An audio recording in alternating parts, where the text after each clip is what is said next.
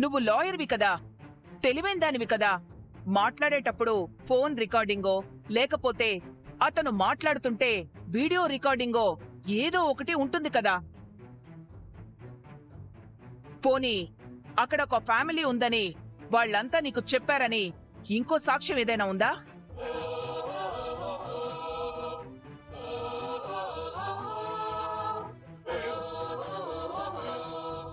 ఉండదు. ఎందుకుండదంటే ఇదంతా నాటకం కాబట్టి.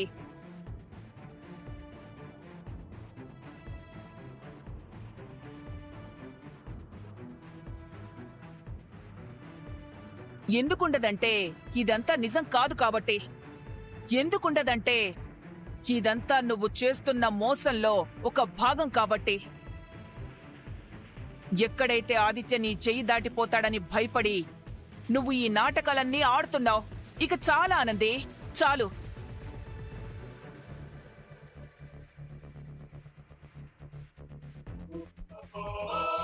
ఇక ఈ నాటకాల్ని మోసాల్ని భరించే ఓపిక సహనం మాకు లేవు. ఇన్ని రోజులు మేము గుడ్డివాళ్లలాగా మోసపోయింది చాలు. మాకు కళ్ళున్నాయి, మేము చూడగలం. మాకు చెవులున్నాయి, మేం వినగలం. ఇంక నువ్వు ఏదో మాయమాటలు చెప్పి మా చెవుల్ని మోసం చెయ్యలేవు. ఏదో రుజువు చూపించి మా కళ్ళని కూడా మోసం చెయ్యలేవు. ఎలాగూ నీకిచ్చిన గడువు కూడా పూర్తయిపోయింది.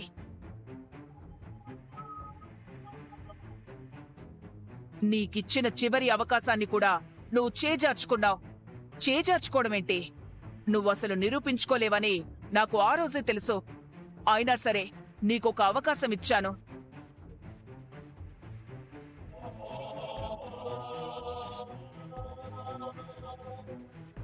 ఆదిత్య, ఇప్పటికైనా అర్థమైంది కదా? ఆనంది తను ప్రూవ్ చేసుకోలేకపోయింది. అవునా కాదా? అమ్మా, అది అవునా కాదా? అదొక్కటే చెప్పు.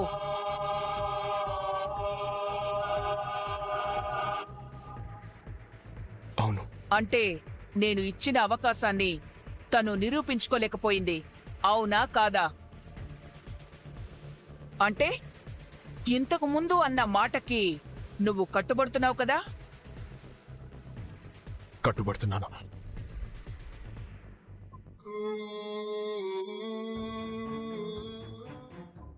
వెరీ గుడ్ ఆది. నాకు కావాల్సింది ఇదే. మిగతా విషయాలు మనం తర్వాత మాట్లాడుకుందాం. థ్యాంక్స్ ఆనంది. ఈ విషయం ఎప్పుడు తేలుతుందో అనుకున్నాను, కానీ చాలా తొందరగానే తేల్చేశావు. నీకు నేను శుభాకాంక్షలు చెప్పాల్సిందే, కానీ దానికింకా కొంచెం టైం ఉంది.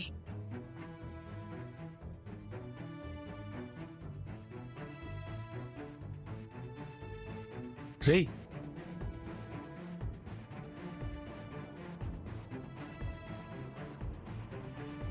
నీ నిజాయితీని మేము నమ్ముతామమ్మా. కానీ ఇక్కడ నమ్మకాలకు విలువ లేదు, ఆధారాలకు తప్ప. నేనేమీ చేయలేకపోతున్నానమ్మా. చేతగాని వాళ్లాగా మిగిలిపోయాను. ఈ మావయ్యని క్షమించమ్మా. మావయ్య గారు, ఒక రకంగా చెప్పాలంటే నీకు పడాల్సిన శిక్షే నాకు పడాలి. కానీ భగవంతుడు చూశావా, శిక్ష నాకు పడకుండా నీ మీద పడేలా చేశాడు. కనీసం నేను నిన్ను కాపాడలేకపోతున్నాను. పెళ్లి జరిగింది నా కూతురికి. పెళ్లి చేసుకున్నవాడు నా కూతుర్ని ప్రేమించినవాడు. కాని భర్తకి దూరం అవుతుంది నువ్వు. విధిరాతంటే ఇదేనేమో.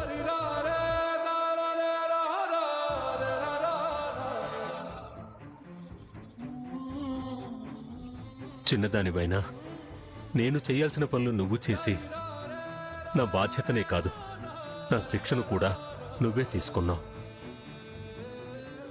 నీకు చేతులెత్తి నమస్కారం పెడుతున్నానమ్మా. మావయ్య గారు, వద్దమ్మా. ఇక నీ మొహం చూసే అర్హత కూడా నాకు లేదు. నన్ను క్షమించు.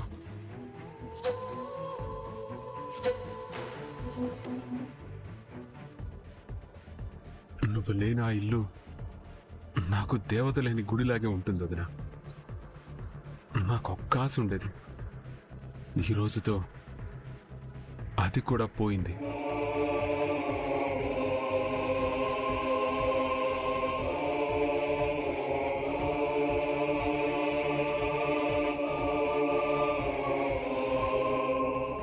ఊర్వశి, నువ్వు సేఫ్. అర్థమైందా? ఇంక నీకు ఏమీ కాదు.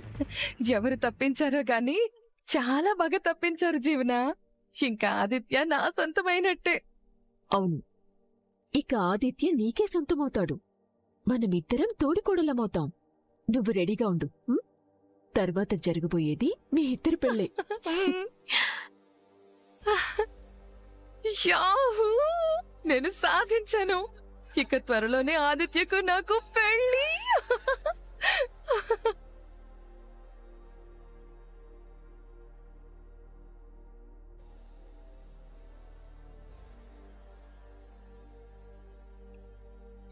పాపం, నువ్వు చాలా కష్టపడ్డావు కదా, కానీ ప్రూవ్ చేసుకోలేకపోయావు. ఫోన్ చేస్తూ స్విచ్ ఆఫ్ వచ్చింది. ఇంటికి వెళ్తే తాళం వేసి ఉంది. నీకు చాలా పెద్ద కష్టం వచ్చిందా ఆనంది? నిన్ను చూస్తుంటే పాపం చాలా జాలేస్తోంది ఆనంది. నిన్ను అందరూ మోసం చేశారు. చివరికి నీకు మాటిచ్చిన మీడియా పర్సన్ కూడా మోసం చేసేశాడు. నీ అటువంటి దాని గురించి సోచాయించాను చూడు. గది నా తప్పు జీవన. ఏడ నిజం బయటపడితే నువ్వు సూసైడ్ చేసుకుంటావో, ఏడ మా జ్యోతమ్మకేమైతుందోనని భయపడ్డాను నేను. నువ్వా భయపడింది? ప్రూవ్ చేయాలనే కదా ఆ మీడియా పర్సన్ ని రమ్మన్నావు. అవును, రమ్మన్నాను. ఎందుకంటే ముంగట నేను ఏ తప్పు చెయ్యలేదని నిరూపించుకొని తర్వాత నిన్ను తప్పులేని మనిషిగా తీర్చిదిద్దాలనుకున్నా. నువ్వు ఎవ్వరినీ సంస్కరించాల్సిన అవసరం లేదు ఆనంది. నిన్ను నువ్వు సంస్కరించుకో చాలు. ఒకవేళ నువ్వు నిజం నిరూపించుకొని 10 మందిలో నా పరువు తీయాలనుకుంటున్నావేమో, అలాంటిది నువ్వు ఎప్పుడూ చేయలేవు. ఎందుకంటే నువ్వేం చేసినా ముందే నాకన్నీ తెలిసిపోతూ ఉంటాయి. నేనది జరగనివ్వకుండా చేయగలను. నిన్ను జీవితంలో మళ్ళీ అత్తగారింట్లో అడుగు పెట్టనివ్వను. జీవనా, నువ్వు ఎంత గట్టిగా అరిచినా ఇప్పుడు ఏమీ చేయలేవు. నువ్వు ఓడిపైన ఆడదానివి. నువ్వు భర్తని దూరం చేసుకున్న ఆడదానివి. నువ్వు నాకన్నా అన్ని గొప్పగా సాధించవచ్చేమో గాని ఇప్పుడు నా దగ్గర ఉన్న ఏది నీ దగ్గర లేదు. నీ దగ్గర భర్తగారు లేరు, అత్తగారు లేరు, అమ్మా నాన్న లేరు, ఎవ్వరూ లేరు. కాని నాకన్నీ ఉన్నాయి. ఈరోజు నువ్వు సమాజంలో ఒంటరి ఆడదానివి. నువ్వేమీ చేయలేవు. ఊరికే జరిగేది చూస్తూ ఉండటం తప్ప. చూడు జీవనా, నేను జీవితంలో చాలాసార్లు కింద పడినా, మోసపోయినా, చాలాసార్లు గాయాలు తగిలించుకున్నా. కానీ ఎప్పుడు గింత బాధపడలే. నువ్వు గిప్పుడు చేసినావు కదా గీ మోసం, ఇది జీవితాంతం యాదించుకుంటా. జీవితాంతం గుర్తుపెట్టుకొని నువ్వేం సాధిస్తావు? ఏమైందే నీకు? నీకు బుర్ర పనిచేయట్లే? నువ్వు నేను కలిసి పెరిగినాం. మనం మంచి ఫ్రెండ్సే కదా. నువ్వు మంచి బతుకు కావాలంటేనే కదా నీకు జడ్జిగారి వారసురాలు అనే పేరిచ్చినాను. అన్నీ కోల్పోయింది నేనే. నీకేం తక్కువ చేసినా అని నా జీవితం నాశనం చేయాలనుకుంటున్నావు. చిన్నప్పటినుంచి నీ వల్ల నేను చెడ్డ పేరే తెచ్చుకున్నాను. నీ వల్ల నేను ఎంత అవమానపడ్డానో, ఎంత బాధపడ్డానో నాకే తెలుసు. మనింట్లో నువ్వు కోడలిగా ఉన్నంతకాలం నాకంటూ ఓ గుర్తింపు, గౌరవం ఏమీ లేవు. అక్కడే కాదు, ఇక్కడ ఆఫీస్లో కూడా ఏ గౌరవం లేకుండా పోయింది. చివరికి మా అమ్మా నాన్న కూడా నాకంటే ఎక్కువ నిన్నే ప్రేమిస్తారు. అది కూడా నేను తట్టుకోలేకపోతున్నాను. అందుకే నువ్వు మా మధ్య ఉండకూడదు. ఇక దీన్ని ఇక్కడితో వదిలే. ఇప్పట్నుంచి నీ జీవితాన్ని నువ్వు చూసుకుంటే నీకు కూడా టైం సేవ్ అవుతుంది. లేదు నేనింకా పోరాడతాను అంటావా? అయినా నీకింకా పోరాటానికి అవకాశం ఎక్కడుందిలే. అత్తయ్యగారిచ్చిన ఆ కాస్త అవకాశాన్ని కూడా నువ్వు పోగొట్టుకున్నావు కదా. ఇంక నీకు ఎలాంటి అవకాశమూ ఉండదు. చివరికి ఆదిత్య ఊర్వశిని పెళ్లి చేసుకోవటం తప్ప వేరే దారే లేదు. అదే జరగబోయేది. నిన్ను నీ శివయ్య కూడా కాపాడలేడు. నన్ను బాధ పెట్టి నువ్వు ఎంతకాలం సంతోషంగా ఉంటావో నేను చూస్తా జీవన. నేనైతే జీవితంలో ఓటమిని అంగీకరించను. కానీ ప్రస్తుతానికి ఓడిపోయాను. ఏదో ఒక రోజు మళ్ళీ గెలుస్తాను. ఏడ్చావు. నువ్వు గెలిచేది లేదు, చేసేది లేదు. ఆదిత్య విడాకుల కాగితాల మీద సంతకం పెడతాడు, ఊర్వశిని పెళ్లి చేసుకుంటాడు. ఇంక నీ లైఫ్ ఇంతే. ఇలాగే పోరాడుతూ ఉండటం తప్ప ఏమీ చేయలేవు.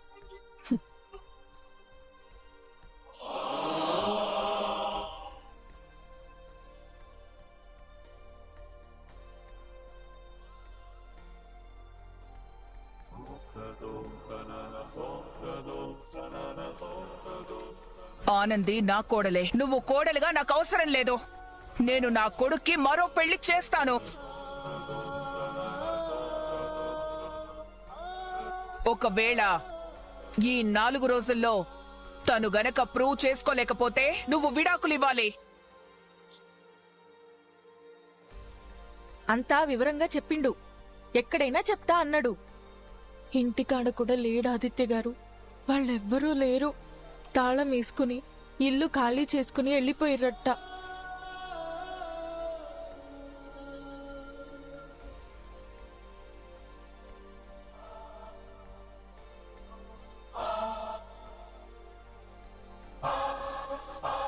ఏంటమ్మా ఇది?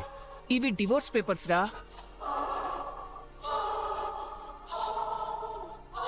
డివోర్స్ పేపర్సా? అవునరా. ఎందుకంత షాక్ అవుతావ్? డివోర్స్ పేపర్సే. తెలుగులో చెప్పమంటావా? విడాకుల కాగితాలు. అంటే ఈ కాగితాల మీద సంతకం పెడితే నా భార్యతో నాకు ఏ సంబంధం లేకుండా చేయమని కోర్టుని ఆశ్రయిస్తున్నట్టు. అదందరికీ అర్థమవుతుంది సునందా. కానీ ఇప్పుడు డివోర్స్ పేపర్స్ మీద సంతకం పెట్టడం ఏంటి? ఇంకెప్పుడు సంతకం పెడతాడు? నేను ఆల్రెడీ వాడికి 4 రోజులు టైం ఇచ్చాను. ఈ 4 రోజుల్లో ఆనంది ప్రూవ్ చేసుకునుంటే ఇప్పుడు మనం మాట్లాడుకునే విధానం వేరేగా ఉండేదేమో. కానీ ఆనంది ప్రూవ్ చేసుకోలేకపోయింది. మరో అవకాశం ఇవ్వాలి కదా మామ్. ఇంకెన్ని అవకాశాలిస్తారా? అసలు నీకు మాట్లాడే రైటే లేదు. నేను నా కొడుకు జీవితం గురించి ఆలోచిస్తున్నాను.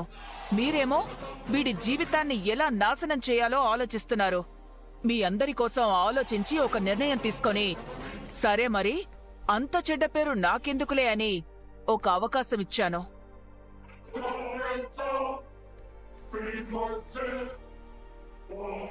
ఆనంది ప్రూవ్ చేసుకుంటుందని నమ్మకం నాకు లేదు. కానీ ఎందుకు నేను అవకాశం ఇచ్చానంటే, అవకాశం ఇస్తే ఆనంది ప్రూవ్ చేసుకుంటుందని మీరు నమ్ముతున్నారు కదా.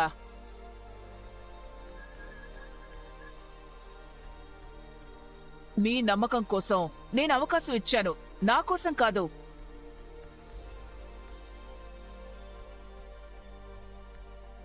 ఆనంది తనని తాను నిరూపించుకోలేదని నాకు చాలా స్పష్టంగా తెలుస్తుంది. ఎందుకంటే ఆనంది తప్పు చేసింది. ఒక తప్పు చేసిన మనిషి సాక్ష్యాధారాలతో దొరికిపోయిన తర్వాత తను నిజాయితీ పరురాలని నిరూపించుకోవాలని ప్రయత్నం చేసినా ఎలా నిరూపించుకోగలుగుతుంది? ఎందుకంటే తప్పు చేసిందని తనకీ తెలుసు, మనకీ తెలుసు.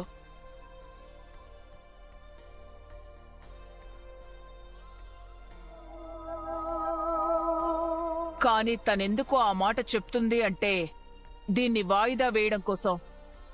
ఇప్పుడు ఇది 4 రోజుల క్రితం జరగాల్సిన పని ఇప్పటికే 4 రోజులు వాయిదా పడింది.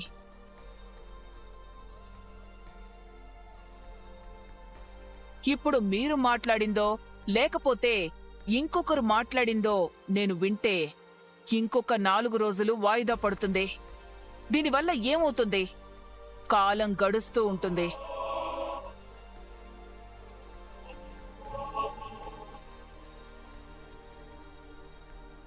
దీనివల్ల ఏం జరుగుతుందో తెలుసా?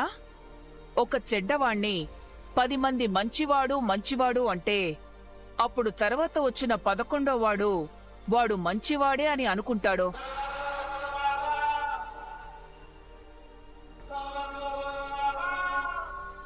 ఎందుకంటే వీడి చెడ్డతనం తెలీదు.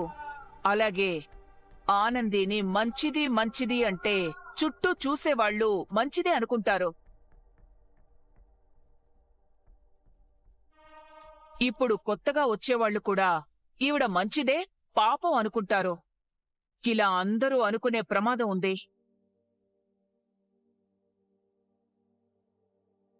పొరపాటున నా కొడుకు కూడా ఇలాగే అనుకుంటే వాడి జీవితాన్ని మరోసారి ప్రమాదంలో పడేసుకునే అవకాశం ఉంది. కాబట్టి నేను నా కొడుకు జీవితాన్ని నాశనం కానివ్వను.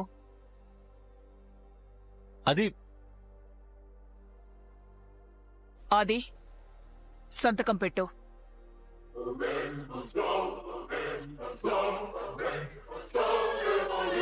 అది కాదమ్మా. ఏంటి అది కాదు? నువ్వు కూడా వీళ్లలాగే ఆలోచిస్తున్నావా? నువ్వు ఆ రోజు నా చేతిలో చెయ్యి వేసి మాటిచ్చావు, మర్చిపోయావా? గుర్తు తెచ్చుకో ఒకసారి.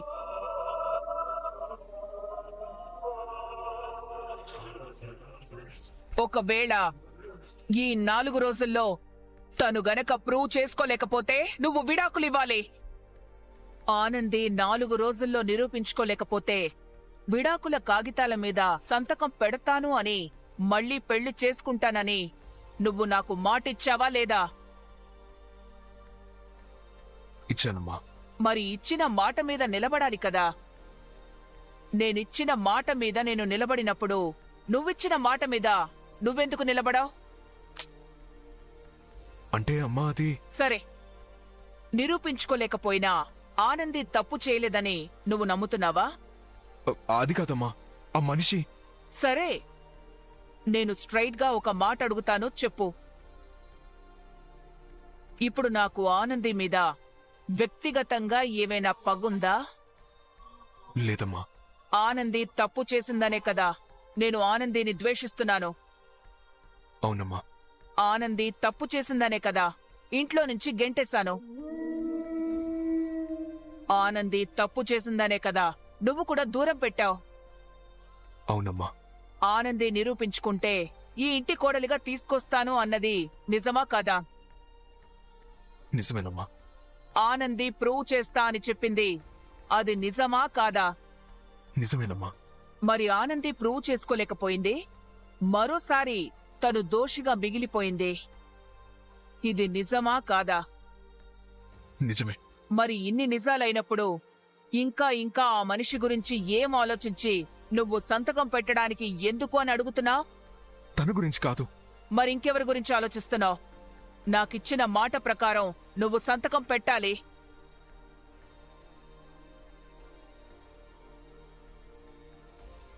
నువ్వు సంతకం పెట్టలేదనుకో, నీ మనసులో ఇంకా తనుందని నేననుకుంటాను.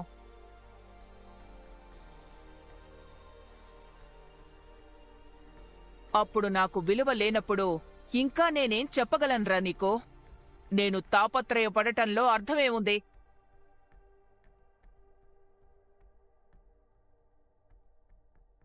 సరే, నీ ఇష్టం. నీకు నచ్చినట్లు నువ్వు చేసుకో. నీకు నచ్చినట్టు నువ్వుండు. తెచ్చుకొని ఇంట్లో కాపురం చేసుకో. నేనింక నీతో పడలేను. నా వల్ల కావట్లేదు. నా కొడుకు జీవితం నాశనం అయిపోతుంటే వీళ్లందరికీ బాగానే ఉంది, కాని నేను తట్టుకోలేకపోతున్నాను.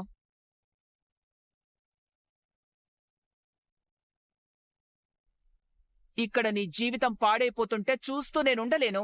ఎక్కడికైనా దూరంగా నేనే పోతాను. ఎందుకంటే నేను ఎక్కడైనా దూరంగా ఉంటేనైనా నా కొడుకు సంతోషంగా ఉన్నాళ్లే అనుకుంటాను. అది కాదమ్మా, నీ మాట నేను కాదంటానా చెప్పు? ఇప్పుడు కాదంటున్నావు కదా. ఇప్పుడు కూడా నేను కాదండం లేదమ్మా. అయితే సంతకం పెట్టు. ఇప్పుడు కూడా కాదనలేకపోతే సంతకం పెట్టు. అది కాదమ్మా. రేయ్, నీకు ఆప్షన్ లేదురా. ఒకటి, నువ్వు సంతకం పెట్టాలి, లేదా నీ జీవితంలో నుంచి నేను వెళ్ళిపోతాను. నీకు నచ్చినట్లు చేసుకో. ఇక్కడ ఎవరి జీవితం ఎలా పోయినా ఎవరికీ నష్టం లేదు. ఎందుకంటే